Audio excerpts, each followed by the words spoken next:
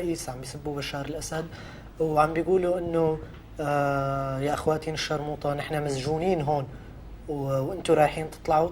وكانت ضرب عنيف جدا. هاي ثورة، كانوا عم بيعملوا ثورة أو عم بيعبروا عن حاجة للثورة. There's a scene where I think it shows that the revolution was needed in Syria. There was a kind of decision by Bashar al-Assad to let all the politician prisoners out of the prisons.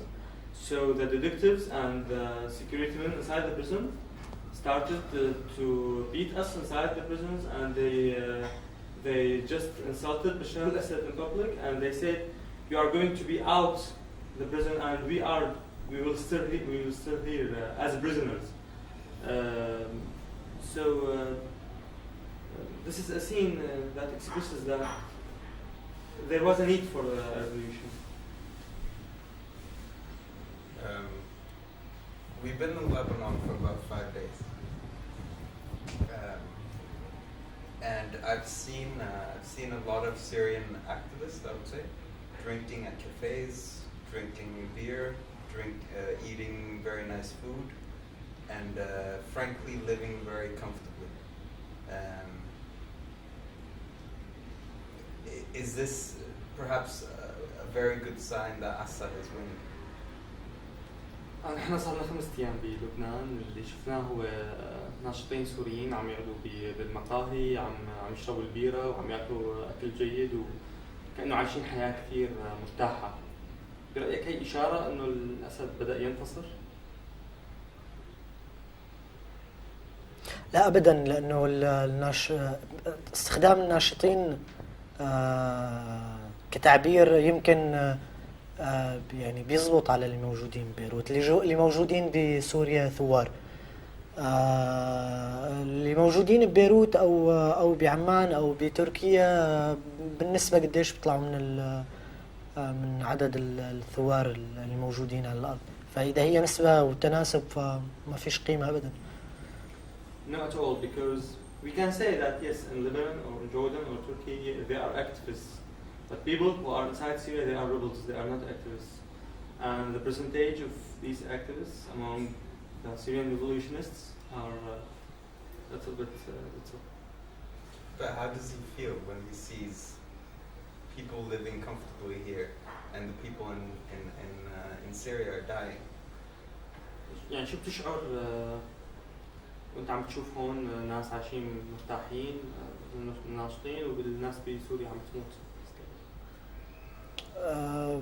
بشعر أو يمكن بفضل أجاوب على هذا السؤال وأنا موجود بسوريا، لأنه أنا حاليا مرتاح وعم بوكل. إذا رجعت على سوريا بجاوب على هذا السؤال.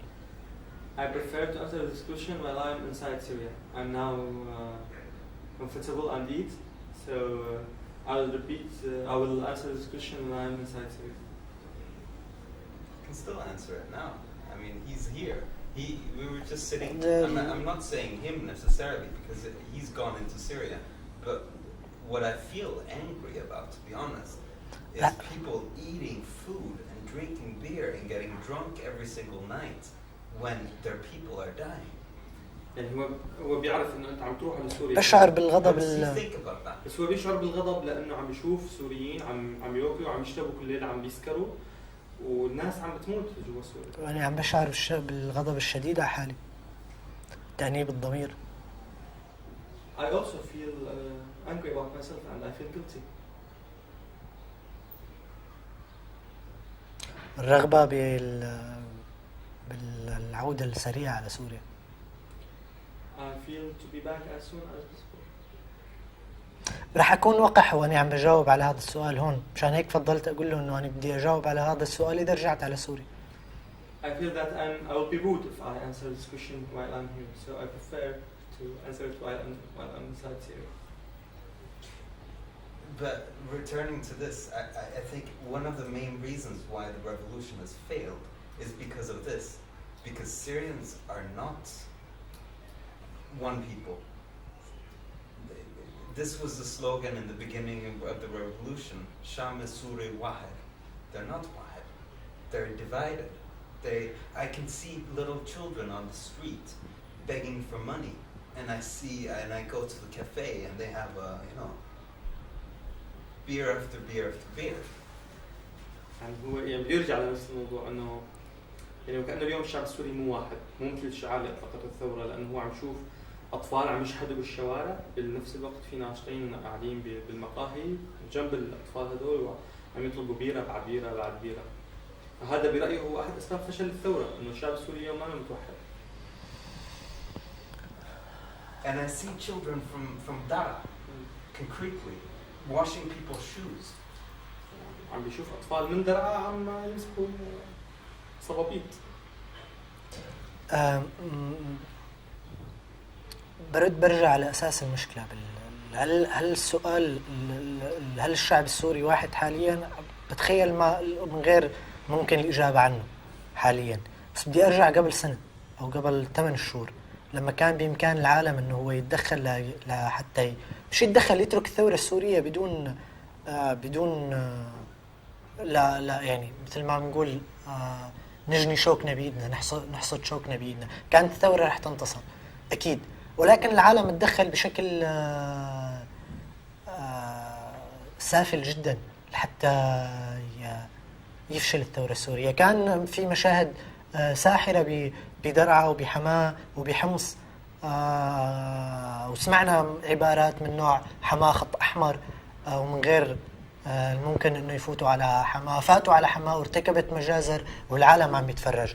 هل حاليا الشعب السوري غير واحد؟ طبعا غير واحد. السبب الرئيسي هو العالم بتخيل جزء كبير منه قذر. اما حاليا السبب من تردي الاوضاع يمكن بشكل اسوأ، طبعا اكيد هو تخلي عدد كبير من السوريين عن الثوره. اختلفت فيني اجاوب على هذا السؤال بطريقه ثانيه. اذا بتحب تكفي الترجم وبرد بحاول اشوف المقاربه اللي هي الوجه الاخر من Okay, this is the first part. This revolution was on its way to good victory, but some countries in the world did not do anything, or we can say that they supported the regime.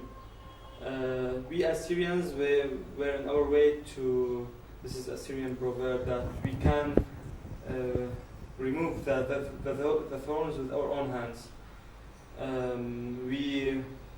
We heard a lot of phrases such as Hama is a red line, but Hama witnessed again the intervention of military and there were massacres.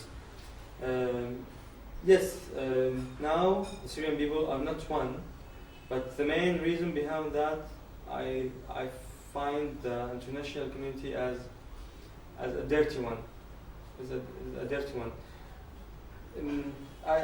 I also confess that many Syrians, yes, they gave up with the revolution.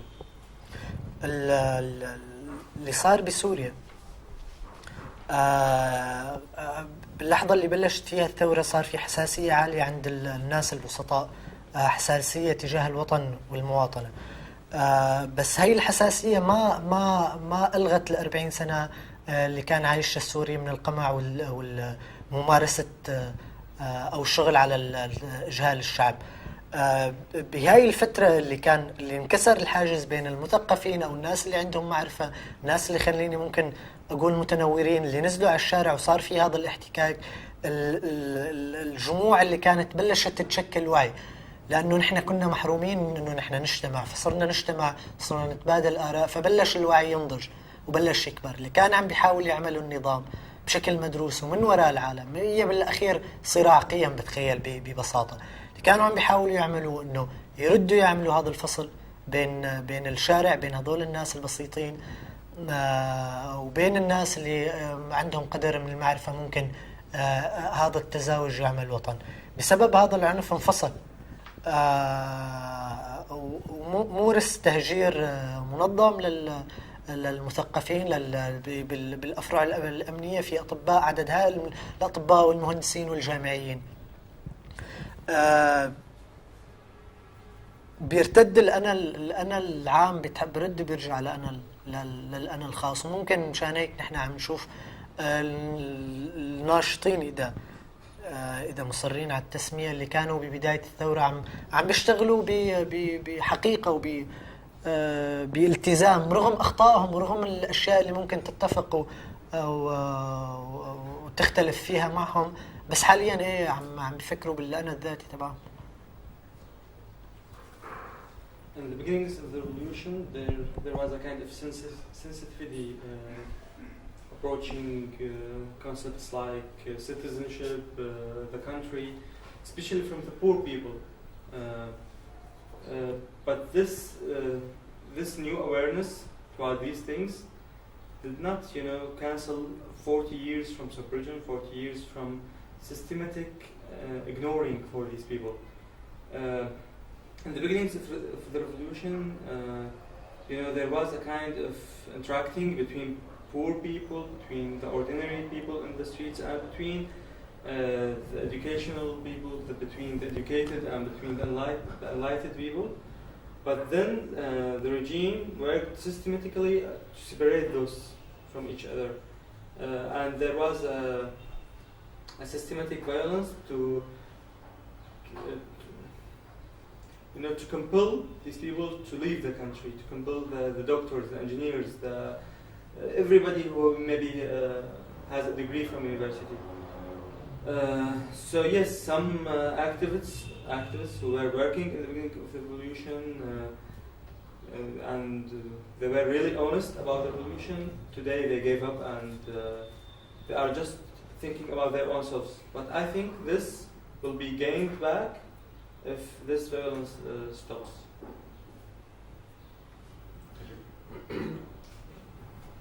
Does he consider himself an activist or a rebel?